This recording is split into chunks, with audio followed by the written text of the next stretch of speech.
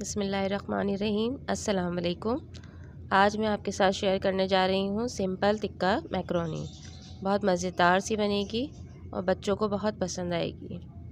चलें इसके लिए हम स्टार्ट करते हैं मैक्रोनी बनाना।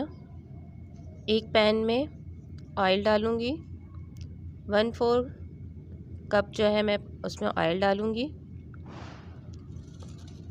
इसके अंदर मैंने एक दरमियाने साइज़ की प्याज काट के डाली है और प्याज को मैं हल्का सा गुलाबी रंग का कर लूँगी, जैसे अधकचरी हो जाती है ये। प्याज को ज़्यादा तेज़ आंच पे नहीं करेंगे, नहीं तो ये जल जाएगी।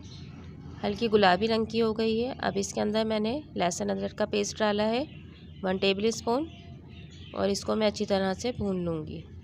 इस मसाले को अच्छी तरह से भूनने के बाद इसके अंदर मैं चिकन डालूँगी। चिकन आपकी मर्ज़ी है, बोनलेस लें या हड्डी के साथ लें, जो आपका दिल चाहे। ये मैंने 1 पाव के तकरीबन चिकन के पीस लिए हैं। इसको भी हल्की आंच लगाएंगे हम, ताकि जो इसकी हीक आती है वो ख़त्म हो जाए। लहसुन अदरक में भूनने के बाद इसकी हीक ख़त्म हो जाएगी। अब इसके अंदर मैं ऐड करूँगी टिक्का मसाला। आप कोई सी भी ब्रांड का ले सकती हैं। चिकन टिक्का मसाला मैंने इसके अंदर ऐड किया है 1/2 kg का, ताकि ज़रा अच्छा चटपटी बनेगी हमारी मैक्रोनी। इसको हल्की आंच पे मैं फिर दोबारा से भूनूंगी, ताकि मसाले की भी जो स्मेल होगी वो ख़त्म हो जाए।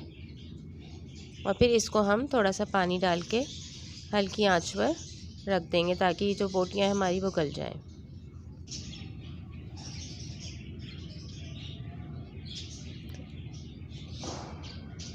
अब इसको मैं ढक्कन ढक दूंगी, ताकि ये बोटियां जो है हमारी गल जाएं। तकरीबन 15 मिनट के लिए हम इसको दरमियानी आंच पर रख देंगे। तकरीबन 15 मिनट तक हम इसको रखे रहने देंगे। फिर हम इसको चेक करेंगे। देखिए हमारा मसाला जो है वो भुना हुआ है और बोटियां जो है वो गल चुकी हैं। अब आप जो है बोटियां जो है रेशे की तरह से तोड़ के अलग रख दीजिएगा। अब एक पैन में मैंने पानी बॉईल करने रख दिया था। इस पानी के अंदर 1 टेबल स्पून आप नमक डाल लें और पानी को अच्छी तरह बॉईल करें। उबलते हुए पानी में हम मैक्रोनी डालेंगे अपनी। मैक्रोनी मेरे पास 2 तरह की है, आपके पास जैसी हो आप वो डाल सकती हैं।